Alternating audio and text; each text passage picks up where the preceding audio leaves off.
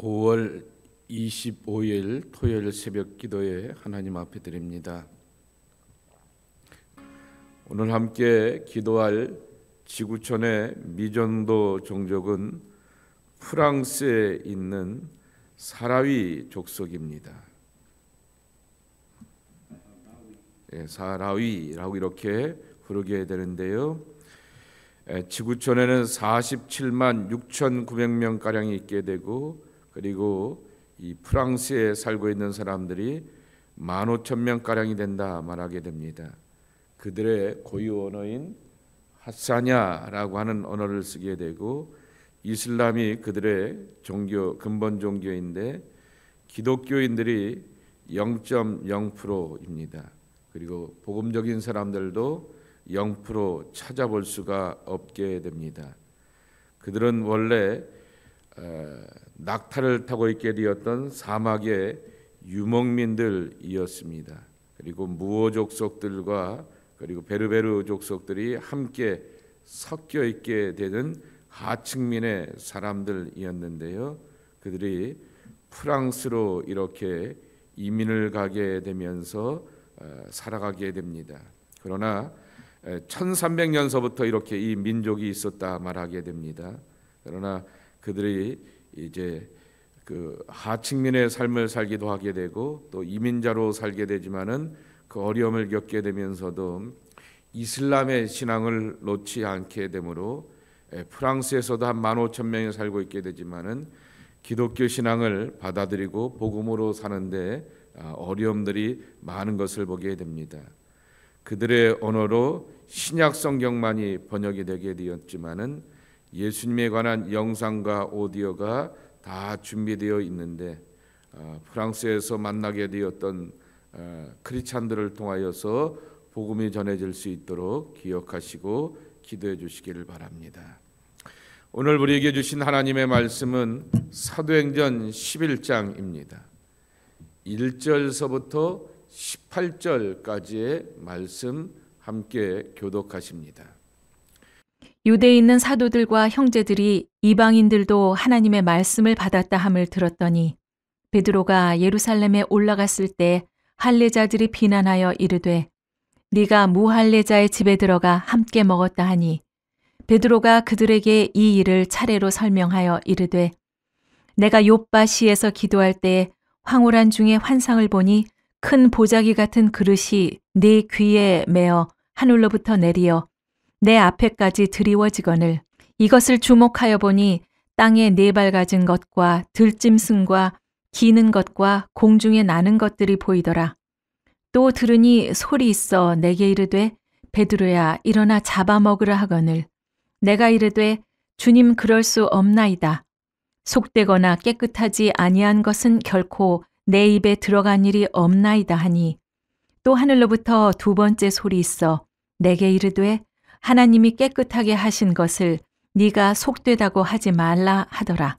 이런 일이 3번 있은 후에 모든 것이 다시 하늘로 끌려 올라가더라. 마침 3사람이 내가 유숙한 집 앞에 서 있으니 가이사랴에서 내게로 보낸 사람이라. 성령이 내게 명하사 아무 의심 말고 함께 가라 하시매 이 6 형제도 나와 함께 가서 그 사람의 집에 들어가니 그가 우리에게 말하기를 천사가 내 집에 서서 말하되 네가 사람을 욥바에 보내어 베드로라 하는 시몬을 청하라.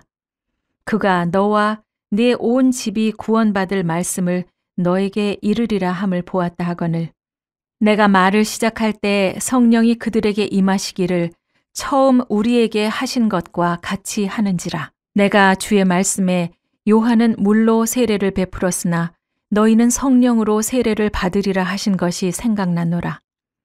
그런즉 하나님이 우리가 주 예수 그리스도를 믿을 때 주신 것과 같은 선물을 그들에게도 주셨으니 내가 누구이기에 하나님을 능히 맡겠느냐 하더라. 그들이 이 말을 듣고 잠잠하여 하나님께 영광을 돌려 이르되 그러면 하나님께서 이방인에게도 생명 얻는 회개를 주셨다 하니라. 누가의 글은 굉장히 여러분 성경을 보게 되었을 때 편집사적 관점이라고 하는 것입니다. 무슨 말씀이냐고 하면은 편집, 에디팅한다라고 하는 것이죠. 누가라고 하는 이 누가복음을 기록하고 사도행전을 기록한 이 복음의 저자는 굉장히 탁월한 에디터의 이렇게 기술과 능력을 갖고 있다라고 하는 것입니다. 여러분, 사도행전 10장은 복음이 이방 사람들에게도 전해진다라고 하는 것에 대하여서 공식적인 역사들이 나타나게 되었습니다. 물론 예루살렘 교회 안에 할레파 유대인들과 비할레파 유대인들, 이렇게 디아스포라 유대인들이 섞여 있던 것들을 보게 되면 자연히 이방인들도 예루살렘 교회 안에 삼삼오오 들어오게 되었을 것이다 라고 하는 것을 짐작하게 되는 것입니다. 그런데 고넬료라고 하는 사람은 로마의 백부장이라고 하는 공식적인 직임을 갖고 있는 사람이었고, 그리고 그가 온 집안 식구들과 일가 아빠와 자기 친구들 앞에서 베드로라고 하는 인물을 초대하면서 그 집안에서 복음을 전하게 되면서 하나님의 은혜를 받게 되는 이 일은 공식적인 행사였던 것입니다. 그러기에 최초의 공식적인 이방인 크리스찬을 향하여서 고넬료라고 하는 이름과 타이틀을 붙여주게 되었던 것입니다.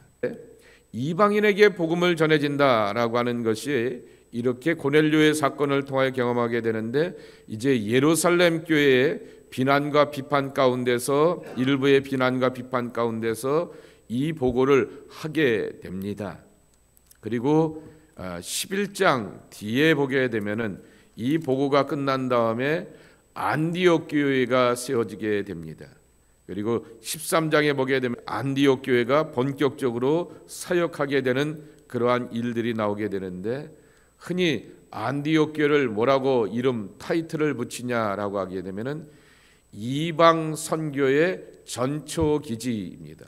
전초기지라고 하는 말이 어려우면 베이스 캠프라고 하는 말로 바꿔볼 수가 있을 것입니다. 예를 들어 히말라야 산맥을 올라가려고 하게 되면 그냥 무작정 올라가는 것이 아니라 중간중간에 베이스 캠프가 있어야지만 거기서 쉬고 그 다음을 향하여 공략하게 되는 것처럼, 이방 선교를 향하여서 근거지가 되고 후원이 될 수 있는 그러한 자리가 바로 안디옥 교회라고 하는 것입니다. 그런 안디옥 교회의 사역과 활동이 바울과 바나바를 통해서 나타나게 되고 점점 더 놀라운 그러한 복음의 열매를 맺게 되는 일들이 나타나게 되는 것입니다. 그리고 안디옥 교회는 얼마나 파격적이었냐고 하면은 자기 교회의 지도자가 되었던 바나바와 바울을 파송하여서 이방 교회에 보낼 정도로 확장하게 되는 그러한 파격을 보여주기도 하였습니다. 자, 그런 가운데서 하나 고비가 되는 것이 예루살렘 교회라고 하는 것입니다. 자, 베드로가 고넬료를 만나고 그와 그 집안에 있는 사람들에게 세례로 주기도 하고 함께 그들을 위해서 기도하게 되니 성령의 충만함, 성령의 세례받는 귀한 역사가 나타났다라고 하는 것을 베드로만 혼자 간 것이 아니라 6명의 사람들이 함께 동행하였기 때문에 이 소문이 자연스럽게 예루살렘 교회에도 들려오게 되었을 것이다 라고 하는 것입니다. 문제는 2절입니다. 베드로가 예루살렘에 올라갈 때 할례자들이 비난하여 내가 할례자의 집에 들어가 함께 먹었다 하니 라고 하는 것입니다. 이 유대인 크리스찬들이 초대교회에 나중에 보게 되면은 엄청난 복음과 사역에, 특별히 사도 바울의 사역에 회방자들이 되는 것을 볼 수가 있습니다. 그리고 그들이 늘 강조하게 되는 것이 몇 가지가 있는데, 첫째로는 예루살렘 교회에 있었던 유대인 크리스찬들을 뭐라고 부릅니까? 2절 말씀에 할례자들이라고 말하게 됩니다. 그리고 이방인을 향하여서 뭐라고 정죄합니까? 무할례자들이라고 이렇게 말하게 됩니다. 할례의 문제를 가지고서 이 교회에 분란을 만들게 되었던 것이 유대인 크리스찬입니다. 두 번째, 이 유대인 크리스찬들이 강조하게 되었던 것이 무할례자의 집에 들어가 먹었다라고 하는 얘기는 뭐를 지적하고 있냐라고 하게 되면 정결법이라고 하는 것이지요. 유대인들과 함께 이방인들과 함께 어울리고 먹게 되었을 때 식탁의 교제 가운데서 이방의 음식을 먹었다라고 하여서 이 정결법을 가지고서 비난하게 됩니다. 그리고 세 번째는 뭐냐라고 하게 되면 절기법, 더 쉬운 말로 표현하게 되면은 날의 문제를 가지고서 안식일이냐 주일이냐 그리고 유월절을 지키냐 안 지키냐라고 하는 그러한 절기의 문제, 날의 문제를 가지고서 교회를 흔들어 놓게 되었습니다. 이제 나중에 사도행전 15장에 보게 되면 예루살렘 총회가 열리게 됩니다. 최초의 세계 모든 교회의 총회라고 하는 것이 이 사도행전 15장에 나오게 되는 예루살렘 총회인데요. 그때 교통 정리가 되었음에도 불구하고 사도 바울이 나중에 지역마다 교회를 세우게 되면은 꼭 지역 안에 분란을 만들게 되었던 사람들은 이 골수 유대교에 젖어들게 되었던 유대인 크리스찬들이 바로 교회 안에 분란을 만들게 되었다라고 하는 것입니다. 여러분들에게 한번 물어보겠습니다. 우리의 신앙은 어디에 더 익숙한가라고 하는 것입니다. 어디에 내가 유스트가 되었느냐라고 하는 것입니다. 비난하고 누군가를 판단하고 정죄하기에 익숙한 신앙이었는가, 아니면 기도하고 격려하며 설득하는 데 익숙한 신앙인가라고 하는 것입니다. 제가 왜 이 말씀을 드리냐라고 하게 되면 주석마다 다 똑같은 코멘트를 하게 됩니다.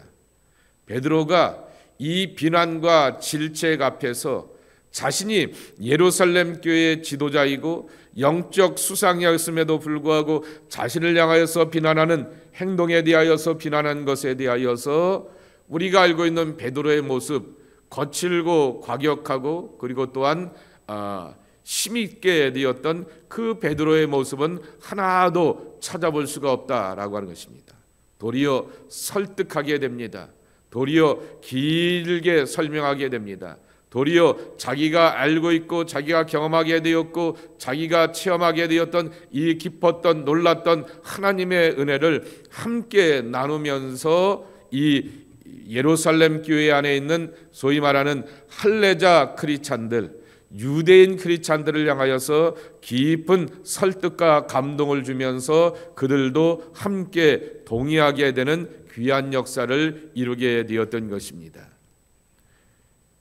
이 경험들이 쌓이고 쌓이게 되었을 때 복음서에 나오게 되었던 베드로와 그리고 베드로 전서와 후서에 나오게 되었던 베드로가 다른 인물처럼 보이게 되는 것입니다.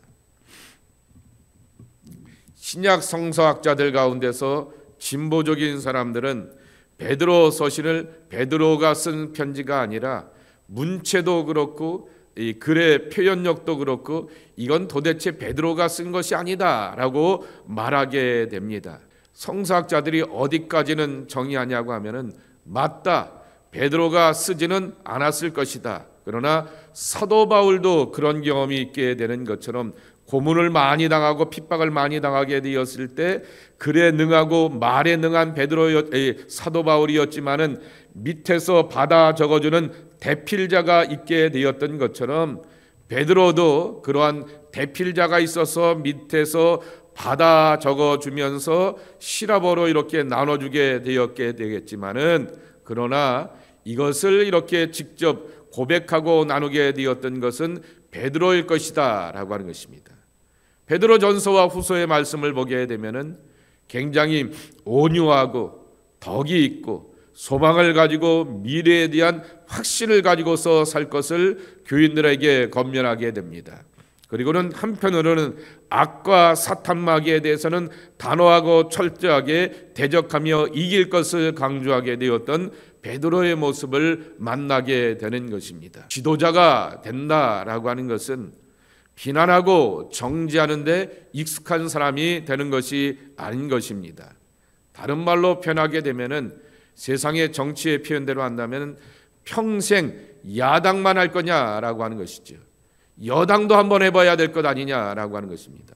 그래서 야당하다가 여당을 내버려 되었을 때 준비가 안 되어서 비난하고 이렇게 판단하는 데만 익숙해지게 되었다가 내가 책임 맡아서 뭔가를 하려고 하게 되었을 때 우왕좌왕하게 되고 자기 사람들과 자기 세력들만 모아갖고 뭔가를 해보려고 하게 되었다가 더 이렇게 어려움을 겪는 사람들이 있는 것을 많이 보게 됩니다. 하나님은 하나님의 백성들을 향하여서 때가 되게 되면은 반드시 하나님의 스테이지 위에다가 우리를 올려놓게 됩니다. 그리고 그러한 것을 가지고서 내 신앙과 삶이 판단받게 되고 역사의 주인 되신 하나님 앞에서 결정적이고 치명적인 판단을 받으면서 천국의 백성이 되는가 아니면 심판의 백성이 되는가라고 하는 것을 분명하게 보여주신다라고 하는 것입니다. 예루살렘 교회 안에도 베드로의 귀하고 값지고 놀라운 성령의 사역에 대하여서 비난하고 비판하는 그러한 사람들이 있었다라고 하는 것입니다. 근데 오늘 베드로는 4절 말씀에도 있는 것처럼 이 일에 대하여서 과격하거나 거친 그의 성정은 드러나지 아니하고 자세하게 차례차례 이렇게 설명하면서 하나님의 성령의 감화와 감동의 귀한 역사를 나누게 되었다라고 하는 것입니다. 크게 두 번째로 이렇게 오늘 말씀을 보면서 또 하나 이렇게 나누게 되는 것은 하나님의 은혜는 선물과 같다라고 하는 것입니다. 17절 말씀을 보겠습니다. 이제 베드로가 자기가 보게 되었던 환상과 그리고 고넬료를 만나게 되었던 그러한 과정들을 다시 한번 자세하게 설명하게 되었던 것입니다. 그리고 그 집에 가서 하나님의 말씀을 전하게 되며 성령의 임재가 체험되게 되니 물로 세례를 주게 되었으나 하나님께서는 성령의 세례를 그 집안 사람들에게 선물로 주셨다라고 하는 것입니다. 자, 17절 우리 다시 한번 읽어볼까요? 시작. 그런즉 하나님이 우리가 주 예수 그리스도를 믿을 때에 주신 것과 같은 선물을 그들에게도 주셨으니 내가 누구이기에 하나님을 능히 맡겠느냐 하더라 그랬습니다. 선물이라고 하는 말입니다. 우리가 알고 있게 되었던 카리스마, 카리스타라고 하는 그 선물을 여기서 쓴 것이 아니라 여기서 이 하나님의 선물이라고 하는 것은 도레라고 하는 그러한 시라버인데요. 그 말의 뜻은 신의 하사품 또는 하늘의 이렇게 하사품이라고 하는 그러한 뜻을 담고 있는 것입니다. 하나님이 하늘에 계신 분께서 우리에게 뭔가를 주었다라고 하는 것이 이 선물이라고 하는 것입니다. 여기 17절에도 말씀하고 있듯이 주 예수 그리스도를 믿을 때 주신 것 같은 선물이라고 말하게 됩니다. 그러니까 다시 표현하게 되면 내가 예수를 주로 믿고 그리고 성령으로 깊어지고 충만해지게 되는 것은 하나님께서 내게 선물로 주시게 되었던 은총이라고 하는 것입니다. 내가 능력이 있기 때문에 내가 잘났기 때문에 아니요, 능력도 없고 잘난 것은 없다 할지라도 나도 사람인 고로 결단하고 선택하며 고백하였기 때문에 내가 예수를 믿는 것입니다 라고 하게 되지만은 내 결단과 선택에 대해서도 받아주시고 용납하여 주시면서 품어주시며 내 결단과 선택 이상의 귀하고 놀라운 것들을 허락하여 주신 분이 하나님이시기 때문에 우리는 구원받고 은혜 받는 것을 카리스라고 하는 말을 쓰게 되면서 하나님의 선물이라고 하는 것입니다. 이처럼 구원받고 은혜 받고 그리고 성령을 우리가 받고 체험하게 되었던 것은 바로 하나님의 선물이라고 하는 것입니다. 자, 이 고백을 하게 되면서 하나님 앞에 영광을 돌리게 됩니다. 그리고 뭐라고 이 비판하게 되었던 사람들이 결론을 내게 되냐고 하면은 그러면 18절입니다. 그러면 하나님께서 이방인에게도 생명 얻는 회개를 허락하여 주셨다라고 하는 것입니다.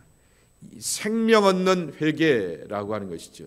그런데 그것을 유대인들만 경험한 것이 아니라 이방인에게도 허락하여 주셨다라고 하는 것이죠. 하나님의 지경은 막을 수가 없는 것입니다.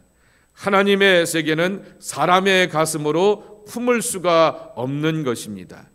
내 가슴이 작으면 하나님의 가슴도 작아지게 됩니다.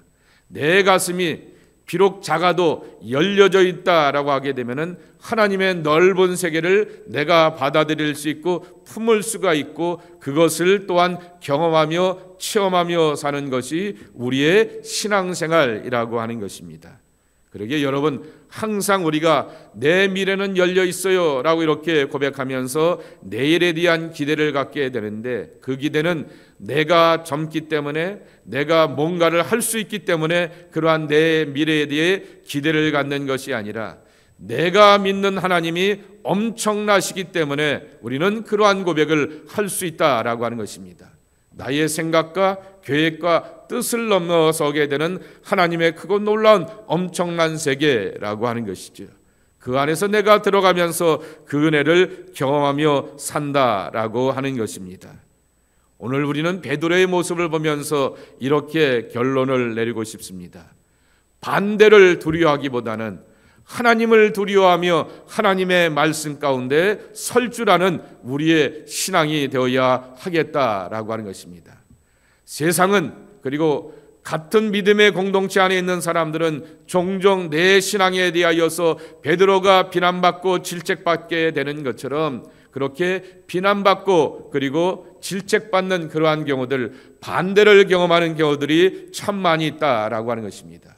그때 사람을 두려워하고 세상을 두려워하기보다는 하나님을 두려워하며 늘 하나님 앞에 설레는 마음과 떨리는 마음으로 철저히 순종하고 순복하며 하나님의 일하심을 따라 살아가야 할 것입니다. 그때 하나님은 저와 여러분을 향하여서 분명히 역사하시고 일하시는 놀라운 은총을 허락하여 주실 것입니다.